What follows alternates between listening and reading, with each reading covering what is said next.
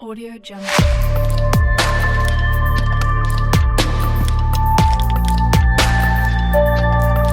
Audio Jungle.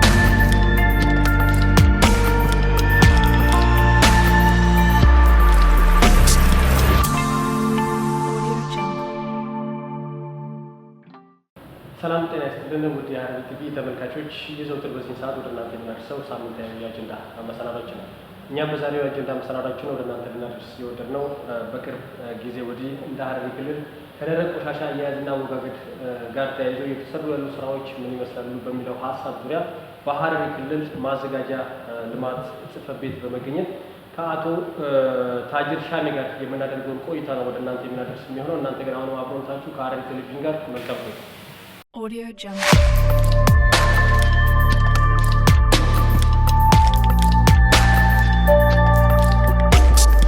Audio Jungle.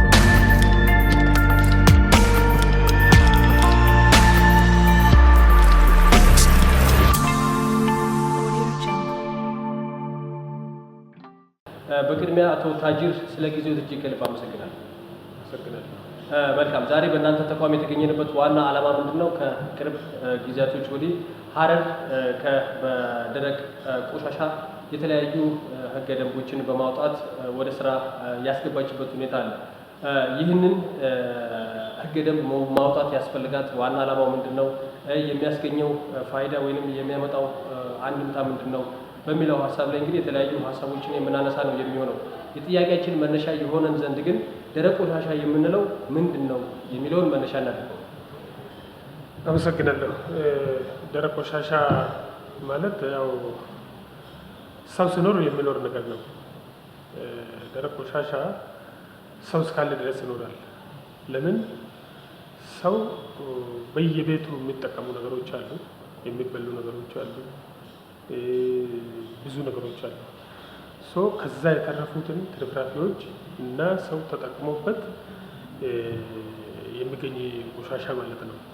እሱን አንድ ቆሻሻ ማለት ስንት ቦታ ይገኛል ብለን ስናይ አንደኛው የቤት ለቤት የሰው ቤት የሚገኝ ነው።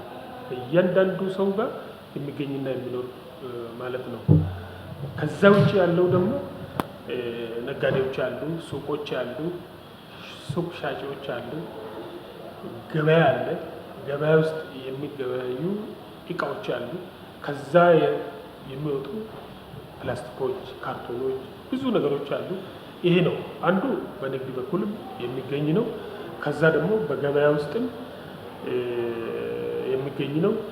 ቤት ለቤትም የሚገኝ ነው። ኢንዱስትሪ ቦታም የሚገኝ ነው። ቆሻሻ ማለት ብዙ ቦታ ነው የሚገኘው። በየተቋሙ ይገኛል። ተቋም ውስጥ ቆሻሻ አለ። ትርፍራፊ ወረቀቶች አሉ፣ የሚጣል ነገሮች አሉ። በቃ ሰው ተጠቅሞ የሚያስቀምጡት ሁሉ ቆሻሻ ነው። እሱ ነው ማለት ነው። አሁን ወደ 75% ከቤት ለቤት የሚወጣ ቆሻሻ ነው። 75% ከቤት ለቤት የሚወጣ ቆሻሻ ስለሆነ ከዛ የቀረው ደግሞ 25% በየተቋሙ የሚወጣ ወደ 6% አለ። ኢንዱስትሪና ገበያ ቦታ የሚወጣ ወደ 15% አለ። እንደዛ እያለ በየቦታው ይወጣና 25% ይውላል። 100% ከዚህ አንስተን ወደ ላንድ ፊልድ የምንወስድ ማለት ነው። የደረቅ ቆሻሻ አያያዝና አወጋገድ ስርዓታችሁ በአሁኑ ወቅት እንደ ሐረሪ ክልል ምን ይመስላል? ደረቅ ቆሻሻ አያያዝና አወጋገድ አንደኛው ቤት ለቤት ሰዎቹ ስልጠናም ተሰጥቷል፣ እንዲያውቁ አድርገናል። ማድረግ ያለበት እነሱ የሚወጡትን ከቤት የሚወጡትን ቆሻሻ በሁለት ከረጢት አድርጎ ወይም ከረጢቶች ሁለት አባ ሆኖ አንዱ የሚበሰብስ አንዱ የማይበሰብስ አድርጎ የሚሰጥ ነው ከቤት ለቤት። እሱም እንደዛ ነው መስጠት የነበረብን። ግን እስከ አሁን በአንድ ከረጢት ውስጥ ነው የሚሰጡት። እኛ ነው መለየት ያለብን እንጂ እነሱ አይደለም። እስካሁን ግን መሆን የነበረበት ሁለት ቦታ አድርጎ ሁለት ከረጢት አድርጎ ህብረተሰቡ መስጠት አለበት፣ ለማህበሩ ማለት ነው። ከዛ ፌስታሎች አሁን ያው ታውቃላችሁ ፌስታል እንዴት እንደሰራ እያለን ታውቃላችሁ። ኩቤክ የሚባል ድርጅት አለ፣ ሌሎች ድርጅቶችም አሉ። ለነሱ ይሰጣል። ፌስታል ተሰብስቦ የነሱ ይሰጣል። ሪሳይክል ሆኖ ወደ ሌላ ስራ ይገባል ማለት ነው። ወደ ኢንዱስትሪ ተመልሶ እቃው ነው እየመጣ ነው። እሱ እንዳለ ሆኖ ግን አሁን መበስበስ የሚችሉትን ከዚህ ወስደን ወደ ላንድ ፊል ነው የምንወስደው። አሁን ድሮ ምን ይሆን ነበር? ድሮ በእያንዳንዱ ሰፈር ውስጥ ገንዳ አለ። ገንዳ ቦታ ሄዶ ሰው ይጥላል። የሚበሰብስም የማይበሰብስም ሁሉ ነገር እዛ ሄዶ ይጥላል። ከዛ ደግሞ ያ ሰፈር እንዳለ ይገባል። እዛ አካባቢ ያለው ሰው ይጎዳል። ለበሽታም ጠንቅ ነው ለሰው ልጅ። ለምን ሰው ቀንም ሆነ ማታም ሆነ ወደ ቤት ሲሄድ በተለይ ቀን ላይ በጣም ለሰው አደጋ ነው። በጣም ሽታው አለ። ከዛ አካባቢ ይበክላል። ሰው እዛ አካባቢ ይኖራል። ሰው የማይኖርበት ቦታ የለም። ገንዳ ያለበት ቦታ ሰው ቤት ጀርባ ወይም የሆነ ቦታ ስፔስ ያለው ትንሽ ቦታ ላይ ነው የሚቀመጠው። እዛ አካባቢ ያለው ሰው ሁላ ለጉንፋን ይጋለጣል ማለት ነው፣ ለበሽታ ይጋለጣል ብዙ ጊዜ። አሁን እሱ መንግስት ኦልሬዲ እንዳይሆን አድርጓል፣ ተከልክሏል። በቃ እሱ መሆን የለበትም። ቅብብሎች ጣቢያ አሁን እንደ ክልል እየጠየቅን ነው። ከተማ ልማት ጠይቃለሁ፣ አሁን እንሰጣለን እያሉ ነው። እነሱ ከሰጡን ቅብብሎች ጣቢያ ከሰው ቤት ራቅ ብሎ የሆነ ቦታ ተዘጋጅቶ እዛው ሰበስብና እዛው ለይተን ፌስታሉን እዚህ ያስቀርተን እንወስዳለን ማለት ነው። ከዚህ በኋላ አሁን ጥያቄ ያቀርባል። 2017 ነው ያቀረብኩት። በወረቀትም ጠይቀናል፣ ባፍን እየጠየቅን ነው፣ እንሰጣለን እያሉ ነው። ግን እስካሁን አልተሰጠም። እሱ ብንሰጥ ኑሮ ምን እናደርጋለን? ድሮ 8 6 10 ምናምን ቦታ የተቀመጠውን ገንዳ አንስተን ወደ ላንድ ፊል ወስደን እንደው ይሸጥ በቃ እሱ አያስፈልግም ብለናል። ለምን ብዙ ቦታ እየበከለ ነው። አሁን ከሰው ቤት ትንሽ ራቅ ብሎ ቅብብሎች ጣቢያ ስናቋቋም ይሄ ሁሉ መድኃኒት ይሆናል ማለት ነው። አንድ ቦታ ነው። ከዛ እዛ ትለያለ። ፌስታሉም ወደ የሚሄድበት ቦታ ትልካለ። የቀረውን ደግሞ ወደ ላንድ ፊል ትወስዳለ። የቀረውን ደግሞ ፊክ ታደርጋለህ። ሶስት ነገር መጠቃቀም ትችላለን። ከዚሁ ማዳበሪያ ማውጣት እንችላለን፣ ተፈጥሮ ማዳበሪያ ማለት ነው። ከዛ ደግሞ ፕላስቲክና ጠቅላላ ወደዛ ብረት ምናምን የሆኑትን ወደ ሪሳይክል እንልካለን። ከዛ የቀረውን ነው ወደ ላንድ ፊል የሚሄደው። በጣም ትንሽ ነው ወደ ላንድ ፊል የሚሄደው። እዛ ማለት ያው አሁን ፕሮሰስ ላይ ነው ያለው ማለት ነው። ከዛ ውጭ ያለው ግን ገንዳው እንዳለ እንደተከለከለ የት ነው የምንወስደው? ወደ ላንድ ፊል ነው እየወሰድን ያለው። አሁን ላንድ ፊል ወስደን እዛው ደግሞ ምን አለ ፕላስቲክም እዛው ነው የምናጣለው። ወደ 1000 ሰው ስራ ተፈጥሯል። ለዚህ ሰው ከዛ አንስቶ ይሰበስባል። አሁን በዚህ 6ኛ ወር ራሱ ወደ 1 ምናምን ሚሊዮን ገቢ ያገኙት እነሱ ራሱ እዛ የሰሩ ሰዎች። ግንስ መሆን ያለበት እዚሁ ነው። ቅብብሎች ጣቢያ ነው መለየት ያለብን። እሱ ወደፊት የሚታሰብ ይሆንና ፕሮሰሱን ሲያልቅ ስራ ላይ የምናውል ሲሆን፣ አሁን ደግሞ ያለው እዛው ወስደን እዛው አጣርተን እዛው ለይተን ወደ ሪሳይክል ፕላስቲክ እንልካለን። ሌላ ደግሞ ቦታውም ብዙም ሰፊ አይደለም ላንድ ፊል ራሱ። አሁን እዛም ማህበር አቋቁመን ወንቲ ማን ነው ይሄ ማዳበሪያ የተፈጥሮ ማዳበሪያ መጠቀም ይችል ነበር። ቦታው ትንሽ ነች ላንድ ፊሉ ብዙም አይበቃም ለዛ። አሁን ለዛ የሚበቃው ቦታ ማግኘት አለብን ብለን እየጠየቅነው ለዛ ምክንያት ነው። እሱን ካገኘን ያው ይሄን ስራ ላይ ማዋል ነው። ከዛ ውጪ ደግሞ መጠቀም ያለብን መጠቀም አለብን። ለምን አሁን ፊክ ገዝተን ነው ለኦሮንጋዴ ልማት እየተጠቀምን ያለው። መግዛት አልነበረም። ብንገዛም ለሰውም ስራ ፈጥረን ሰውም ተጠቅሞ ሰውም እንጀራ ሆኖ በልቶ ከዛ ደግሞ እኛ ገዝተን ከነሱ ላይ እዚህ ያለውን ኦሮንጋዴ ልማት ሁሉ ጊዜ ይፈልጋል፣ ፊክ ይፈልጋል። Audio Jungle.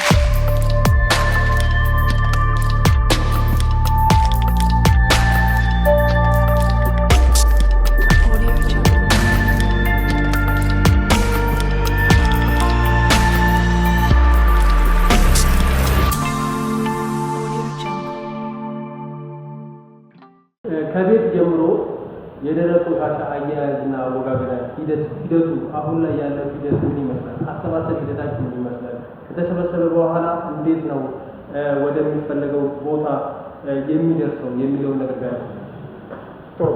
እሱ አሁን አሰባሰቡ ሁለት ነገር ነው ያለው። አንደኛው ቤት ሄደን የምንቀበላለን፣ ወስደን ከነሱ ተቀብለን ማቆያ ቦታ ወስደን እዛው መኪና መጥቶ ይጫናል። አንድ እሱ ከቤት ለቤት ማለት ነው።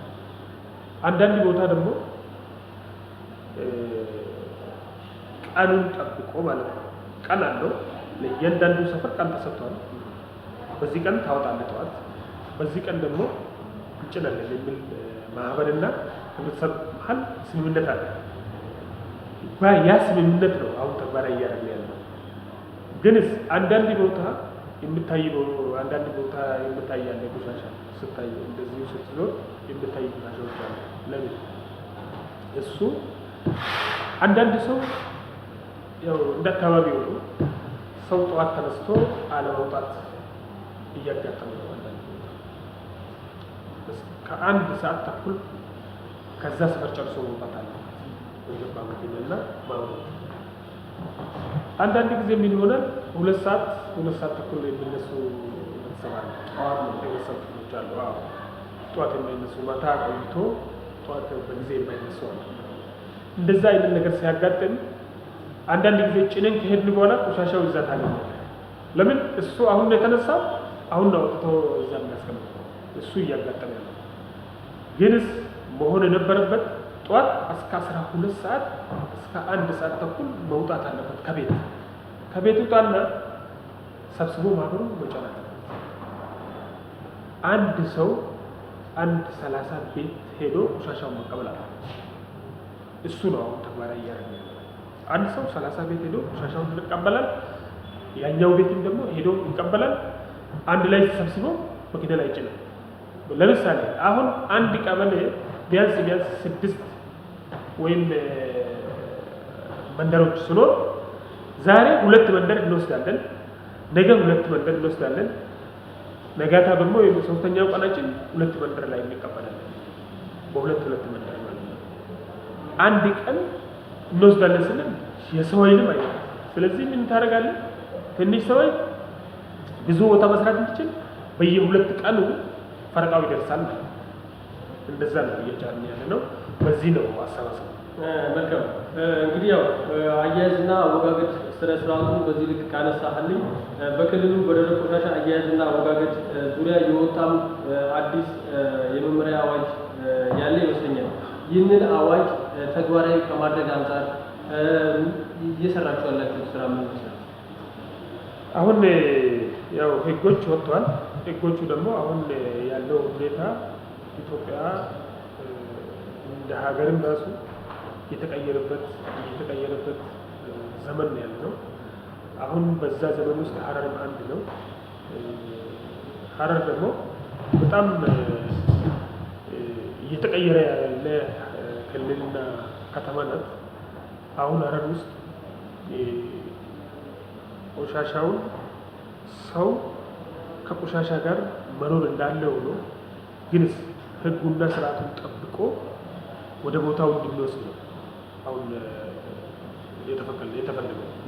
ግን ከዛ ውጪ ሆኖ የሚሄዱ አንዳንድ አሰራሩን ጠብቆ የማይሄዱ ግለሰቦች አሉ። እነኚህ ግለሰቦች የሚሸት ነገር ከቤት አውጥቶ ሰው መንገድ የሚሄደውን ላይ የሚያስቀምጡትን ስርዓት የማስያዝ ነው ህጉ የወጣበት። ሰዎቹ ያለ ሰዓት አውጥቶ ከማስቀመጥ በሰዓት ካልሆነ ደግሞ ለተኛው ወደ እንቅልፍ ሲሄድ ወደ ቦታቸው ሄዶ ሳይተኛ በፊት አውጥቶ ማስቀመጥ ነበረበት። ይሄ ሁሉ ሳያደርግ ደግሞ ምን ያደርጋል? ወይም 3 ሰዓት ወይም 2 ሰዓት ተኩል ተነስቶ ብቻ መንገድ ላይ ያስቀምጣል። እሱ ስርዓት ማስያዝ ነው ህጉ የወጣው። ስርዓት አልበኝነትን ወደ ስርዓት ማምጣት፣ ሲስተሙ የወጣበት ወደ ሲስተም ማምጣት፣ ይሄ ስራ ነው እየተሰራ ያለው። ህጉ አውጥቷል። ህጉ የክልል ምክር ቤት ካቢኔዎች ካወጣበት ጀምሮ ደንብ አውጥቷል። ከዛ ያ ደንብን ደግሞ አሁን ወደ እኛ ቢሮ አውጥተን ደግሞ መመሪያ አውጥተናል። በዛ ልክ ስራ ላይ ማዋል ነው። አሁን በዛ ልክ ስራ ላይ ማዋል ማለት አንዳንድ ሰው ጫፍ የወጡ ሰዎች ስርዓት እንዲይዙ ማለት ነው። ህጉ ለነሱ ብቻ አይደለም ለኛም ወጥቷል። ከዛ ደግሞ ጫኞች አሉ። ይሄ ማህበሩ የጫኝ ማህበሮች አሉ። ጫኝ ራሱ መኪና ያለ ጊዜ መኪና በጊዜ ካልቀረበ መኪና እሱም ራሱ ያስቀጣል። ከዛ ውጭ ያለው ማህበር ራሱ መንገድ ላይ የሆነ ቆሻሻ አንድ ቦታ ተሰብስቦ በዛ ላይ ሲጭን ይሄን በደንብ ጠርጎ ካላነሳ ይቀጣል። 25 እስከ 75 ሺህ ብር ይቀጣል። ለምን? ሰው ጥሩ ነገር ማየት አለበት። ህብረተሰቡ ጥሩ መንገድ ነው መሄድ ያለበት። ቆሻሻ ማየትና ማሽተት የለበትም። ስለዚህ መሆን አለበት እዚህ ላይ ያስቀምጦ ቆሻሻውን ጭኖ ቆሻሻውን በደንብ ጽድት አድርጎ ለሰው የሚሆን ቦታ አድርጎ ካልሰራ ማህበርን ይቀጣል። ከዛ ውጭስ ከህብረተሰቡ ሰብስቦ ጭኖ ወደ ቦታው ካላከ እዛም ከተቀመጠ ማን ይቀጣል? ባለ መኪኖች፣ የማህበሩ መኪና አቅራቢዎች ይቀጣል። ይሄም ይቀጣል። ከዛ ውጭስ ከዛ ተነስቶ ሲሄድ ወደ ላንድ ቬል ሲሄድ ሸፍኖ ነው መሄድ ያለበት። እንደፈለገ አየር ላይ ለቆ እያንጠባጠበ መሄድ የለበትም። አንድ እሱ ነው። ሁለተኛ ደግሞ ለህብረተሰቡ ሽታውን እየጋበዘ መሄድ የለበትም። ሽታውን እየጋበዘ በመኪና መሄድ የለበትም። ይሄም ያስቀጣል። ስለዚህ ይሄ ሁሉ ተግባራዊ እንዲሆን ስልጠና ሰጥተን ሰዎቹ እንዲያውቁ አድርገን ወደ ስራ አስገብተን በዛ ደረጃ ነው እየሰራ ያለ ነው። ከዚህ ጫፍ የወጣ ደግሞ በደንቡ ነው ወደ ልክ እያመጣ ነው። መልካም። ብዙ ጊዜ የሚነሱ ከህብረተሰቡ አንዳንድ ቅሬታዎች አሉ ከአከፋፈል ሂደቱ ጋር ተያይዞ ማለት ነው። እስቲ እንዴት ነው የአከፋፈል ስርዓቱ ሂደቱ ወይም ምን ይመስላል? መልካም። ያው አከፋፈል ሁኔታ ያው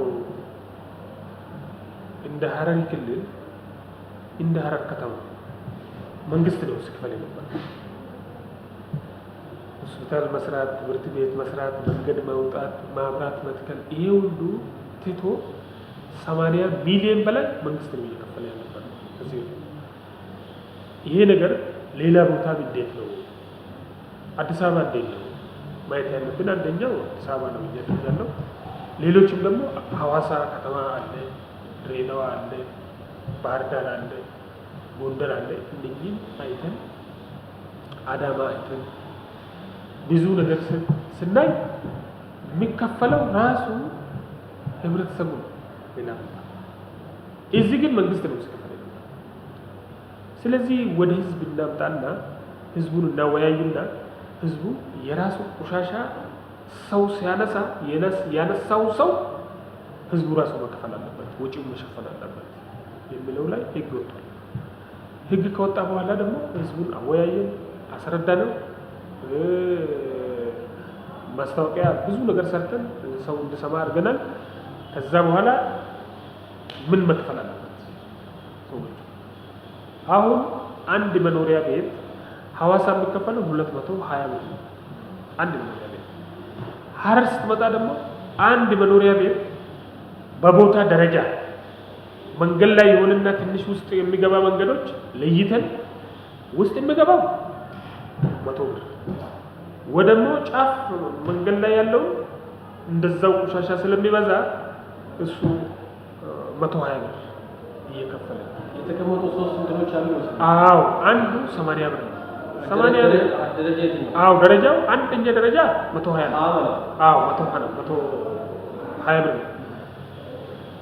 ሁለተኛ ደረጃ 100 ብር፣ ሶስተኛ ደረጃ 80 ብር። ኮንዶሚኒየም አካባቢ ቀበሌ ቤት ትናንሾች ቤቶች አሉ፣ ብዙም ሰው የማይበዛበት ቦታ እሱ ብሎ ይታሰባል። እሱ 80 ብር እንዲከፍል።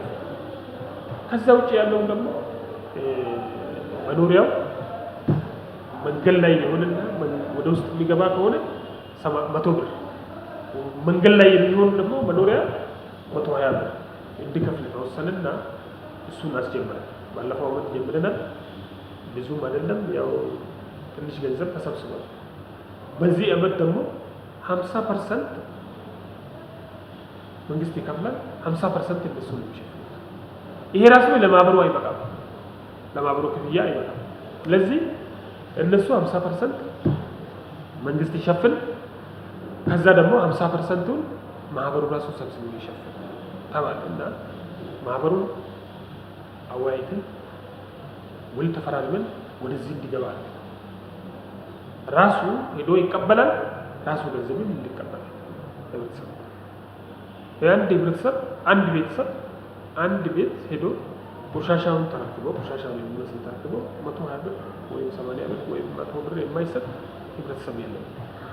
ይሰጣል ህብረተሰብ ብለን በዛ ደረጃ ህብረተሰቡ ጋር ተስማምተን ክፍያው በዚህ ያደረግንና አሁን እየተሰበሰቡ ያሉት በዚህ ደረጃ ነው። ከዛ ውጪ ያለው ተቋማት የመንግስት ተቋማት፣ ከዛ ሆቴሎች፣ ከዚህ ደግሞ ቴሌዎች፣ መንግስት ተቋም መንግስታዊ ያለው ተቋም ይሄ ሁሉ የሚከፈለው ክፍያ ይለያያል። ከእነሱ ጋር ይለያያል። እነሱ ደግሞ ምንድን ነው የሚከፍሉት? ያመነጨውን ቆሻሻ ብዛት አንዳንድ ሆስፒታሎች አንድ መኪና በሳምንት ይነሳል። አንድ መኪና። ከዛ ውጭ ያለውን ደግሞ አንዳንድ ተቋም እንደ ቴሌ ብንወስድ ግማሽ ዩዲ ይወጣል በሳምንት ማለት ነው። ከዛ ውጭ ያለውን ሆቴሎች ደግሞ በየቀኑ መቀበል አለበት ሆቴሎች። ለምን ሆቴሎች በሽታ ቦታ አይሆንም። ሰው ደግሞ ለወንድ ነው የሚሄደው ጥሩ ቦታ ነው ብሎ ነው የሚሄደው። ቆሻሻን መቀመጥ ስለሌለበት በየቀኑ እሱ ማንሳት አለብን። እነሱ ላይም ደግሞ ክፍያው ትንሽ ከፍ አድርገን ቢያንስ 1500 በዚህ እንከፈላለን እስከ 4000 እንከፈላለን። ትላልቅ ሆቴሎች መልካም። ይህን ካነሳልን ስለ ክፍያ ሂደቱ ያሰባሰቡ ሂደትስ እንዴት ነው? ያሰባሰብ ሂደቱ ምን ይመስላል? አሁን ያሰባሰቡ እዛ ላይ ነው ችግሩ ያጋጠመው። የገንዘቡ አሰባሰብ ሂደት ማለት አዎ፣ የገንዘብ አሰባሰብ ሂደት አንደኛው ማህበሩ ቶሎ ደርሶ በየወሩ አለመቀበል አለ። አቆይቶ የ3 ወር አለ አንተ አምጣ፣ የ2 ወር ምን አንተ ጋር ያለ ነው ብሎ ለ2 ወር መጠየቅ። ስለዚህ ይሄ ለህብረተሰቡ ይከብዳል። እሱን ትንሽ አሁን ምን መሆን አለበት የሚለውን እያጠናን ነው። እሱ በጥናት ይመለሳል ብለን እናስባለን። ለምን የተለያየ ሲስተም ዲቨሎፕ አድርገን መቀየር አለብን። በዛ መሄድ ስለማንችል አሁን መቀየሩ ግድ ነው። አሁን 2 ወረዳ ብቻ ነው ጊዜውን ጠብቆ ደሞዝ መውሰድ የቻለው። ሌሎቹ 3 ወር 4 ወር ደሞዝ ያልወሰዱ እየሰሩ ሰራተኞችን ተበትኖ ምን ሆኖ ምን አድርጎ በቃ በጣም ችግር ውስጥ የገቡም አሉ። ይሄ ምን መሆን አለበት የሚለው አሁን የሆነ ድርጅትም ያጥናት እያደረገ ነው፣ እኛም እያየን ነው። አሁን ወደፊት ምን መሆን አለበት በቴሌ ብርም በኢብርም በተለያየ ሲስተም ተጠቅመን እንዲከፈል ማድረግ፣ የሚቀበል ደግሞ የሆነ ድርጅት እንገባለን እኛ እንሰራለን የሚሉ አለ። አሁን ለነሱ ቢያንስ አንድ ወረዳ ሰተን ፓይለት ሰተን እዛ ላይ አይተን የሚያጋጥሙትን ችግር እዛ ላይ አይተን እዛ መፍትሄ ተበጅቶ ሁሉ ነገር ከጠናቀቀ በኋላ እንደ ያለውን ወረዳ 6 ወረዳ ነው 6 ወረዳ እንዲገባ እናደርጋለን ያሳባል። Audio Jungle.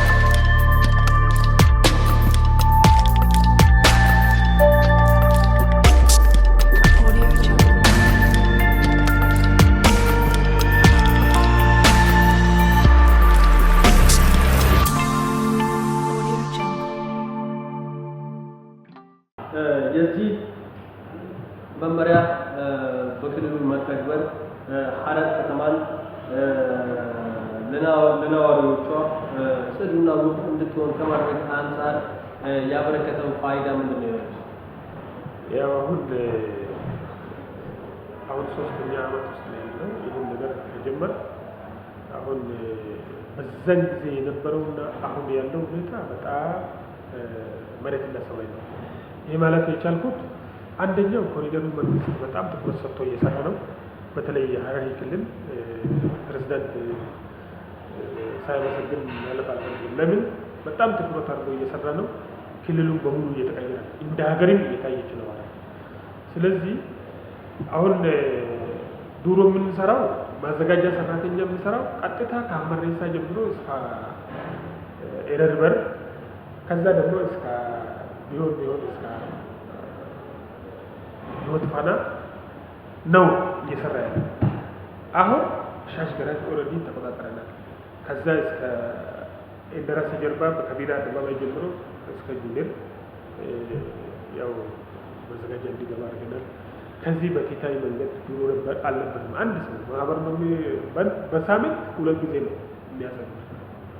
አሁን በየቀኑ ቀን ሙሉ እንዲያሰሩ አድርገናል። ይሄ አሁን የቀረው መንገዶች አሉ። የሸኮር አለ ገና ይቀራል። በየቦታው አስፋልት እየተሰራ ነው። ይሄ ከአጅብ ደከር እየሰራ ነው። ገና ሰው ይፈልጋል። ለምን አሁን በጣም ብዙ ቦታ መዘጋጃ መቆጣጠር ይቻላል። ለምን ቀን ሙሉ አገልግሎት ለመስጠት ህዝቡም አገልግሎት ለማግኘት ከቤት ወጥቶ ቆሻሻ እንዳይ እንግዶች ሲገቡ ራሱ የዱሮና ያሁን በጣም መሬትና ሰው ነው። ለምን ቱሪስቱም በጣም ጨምሯል። የሀገር ውስጥ ቱሪስት አለ፣ የውጭ ቱሪስት አለ፣ በጣም ጨምሯል። በጣም በከፍተኛ ደረጃ ሁል ጊዜ ያያችሁ እንደሆነ ሁል ጊዜ ጀጎል ውስጥ ሰው አለ፣ ከጀጎል ውጭ ሰው አለ። ለምን ይሄ ሁሉ መምጣት የቻሉት የተቀየረበት አሁን አይቶ ሰው እየመጣ ያለው። ይሄን ደግሞ ማስቀጠል በጣም አስፈላጊ ነው ብዬ ነው የማስበው። አሁን ጥሩ ደረጃ ላይ ያለ ነው። ይሄን ሳይለቅ ደግሞ ይሄን ሳንጠግ ሌላ ምንድን ነው የሚያስፈልገው ብለን ጨምረን መስራት ያለብን ብዬ ነው የማስበው። Audio Jungle.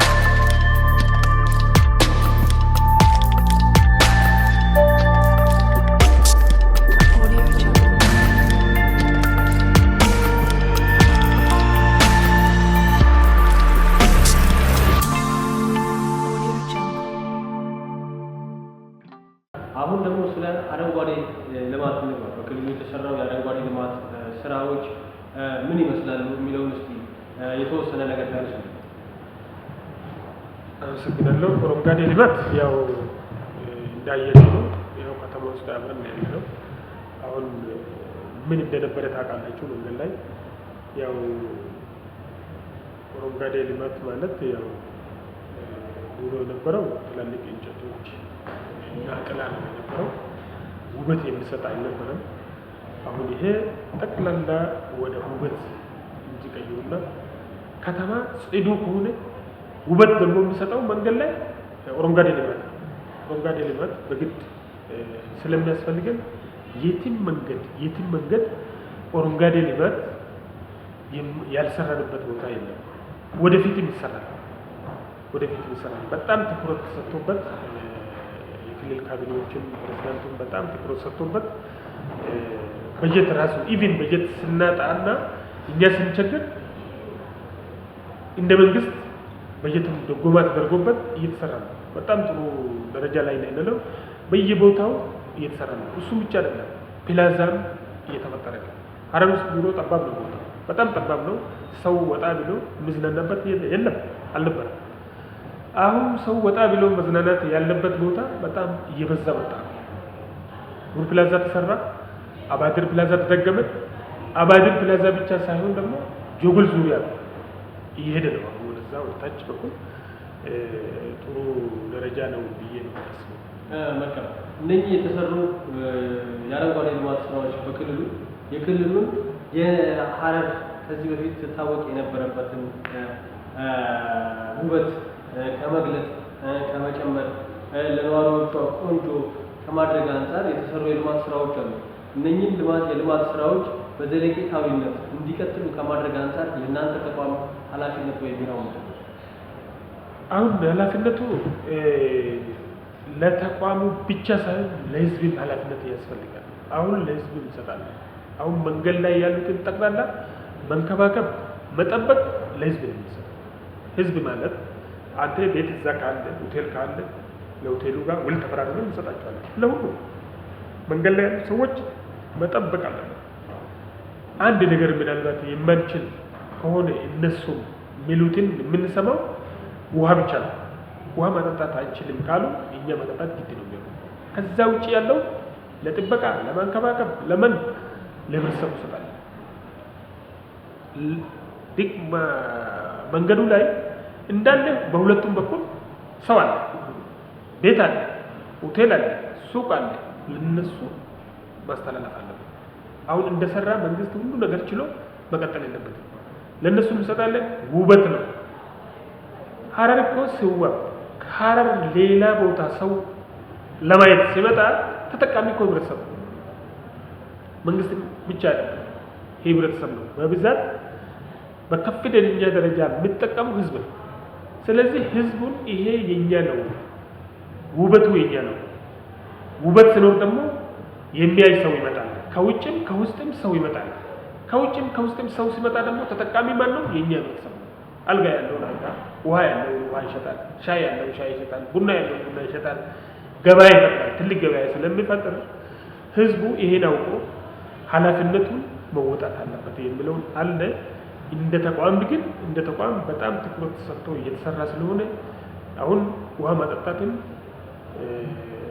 ለምሳሌ አሁን ላንድማርክ አልተረከብንም፣ ገና ነው። እሱ እየሰሩ ነው።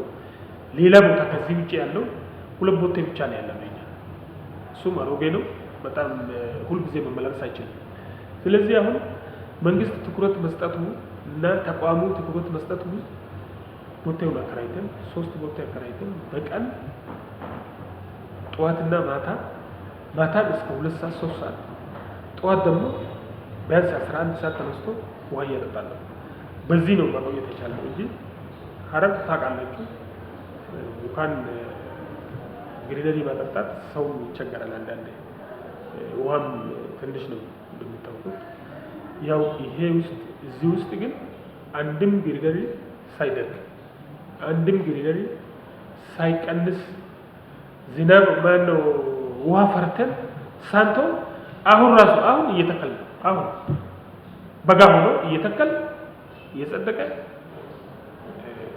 እየሰራ ነው፣ ስራውን ሳይቋረጥ ማለት ነው።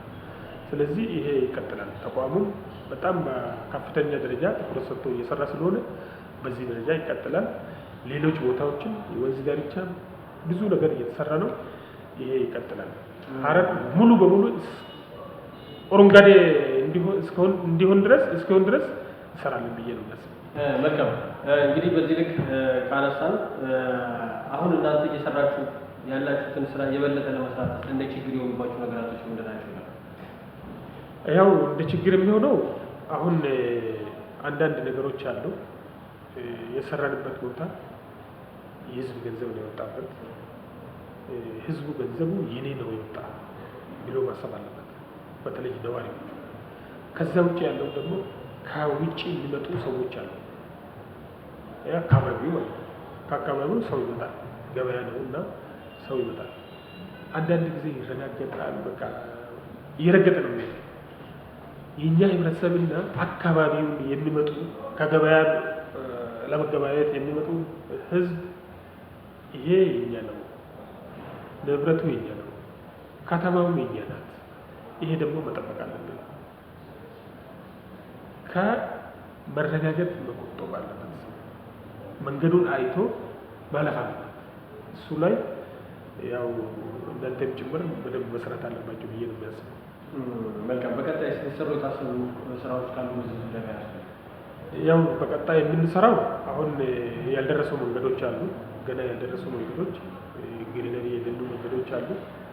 በተለይ በመሀል መንገድ አካፋይ ኑሮ ግራና ቀኝ የሌለ ገና ግሪነሪ ያልተሰራ ማለት ነው። እሱም እንሰራለን። አሁን ለምሳሌ ከዚህ ከአራተኛ መስጊድ ጀምሮ እስከ አመሬሳ ግራና ቀኝ የለም። እሱም እንሰራለን።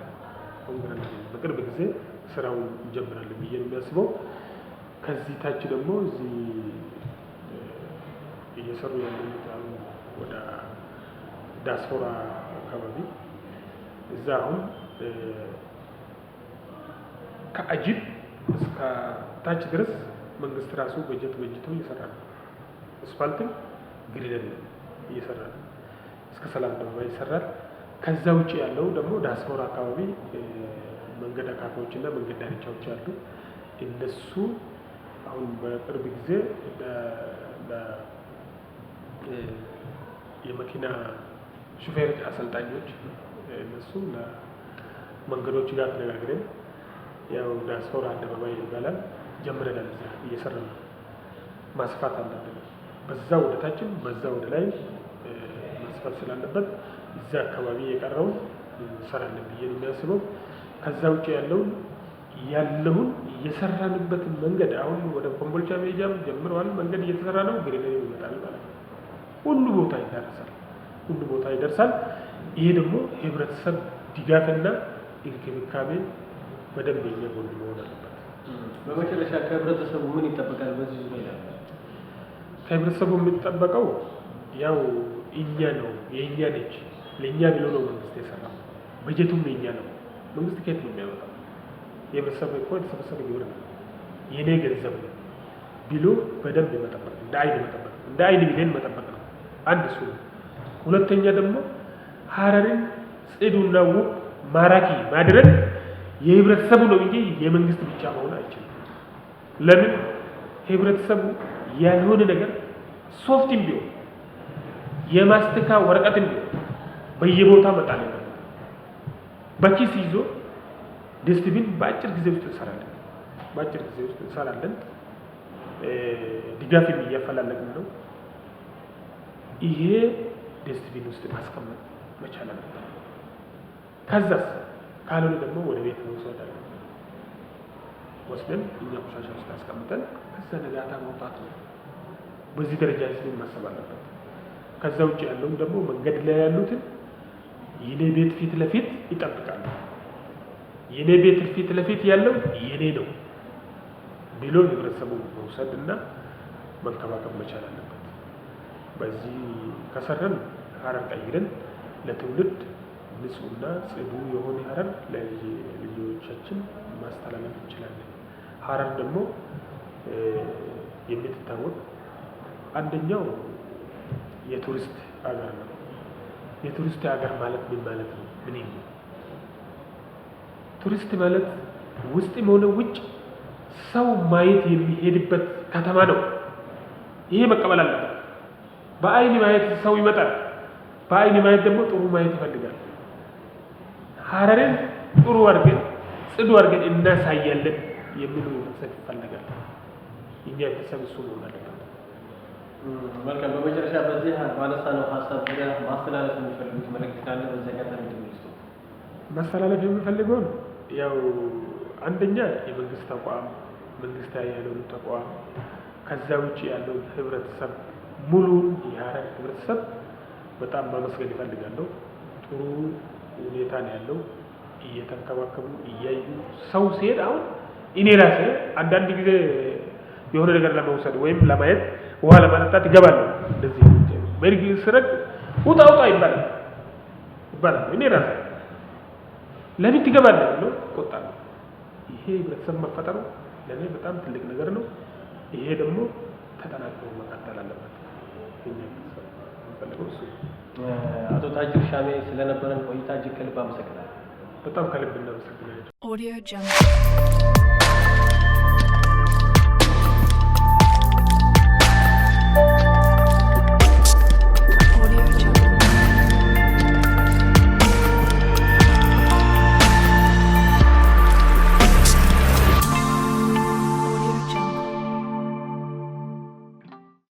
ተመልካቾች እስካሁን ወደ እናንተ ስናደርስ የቆየ ነው እንግዲህ በሀረሪ ክልል ከደረቅ ቆሻሻ አያያዝና አወጋገድ ዙሪያ እየተሰሩ የነበሩ ስራዎችን ከአቶ ታጅር ሻሜ ጋር ምን እንደሚመስሉ ነበር ወደ እናንተ ያደረስ ነው። እንግዲህ ከጥቂት ዓመታት ወዲህ ሀረር እንደ ስሟ ውብ ጽዱና ማራኪ እየሆነች ያለች ከተማ እንደመሆኗ መጠን ይቺ ከተማ አሁን ላይ ለነዋሪዎቿ እንደዚሁም ለሀገር ውስጥ እንደዚሁም ለውጭ ጎብኚዎች ንጹህና ጽዱ መሆኗ ይታወቃል። እንግዲህ ሀረርን ንጹህና ጽዱ ከማድረግ አንጻር ሁሉም የህብረተሰብ ክፍሎች ኃላፊነቱን በመወጣት ይህችን ከተማ ዘላቂ ውበቷን ይዛ እንድትቀጥል ከማድረግ አንጻር ሁሉም ኃላፊነቱን ይወጣ የሚለውን እኔም በዚህ አጋጣሚ ወደ እናንተ አደርሳለሁ። ሳምንት በተለየ አዲስ መሰናዶ የምንጠብቃችሁ ይሆናል። እስከዚያው ሰላም። Audio Jungle.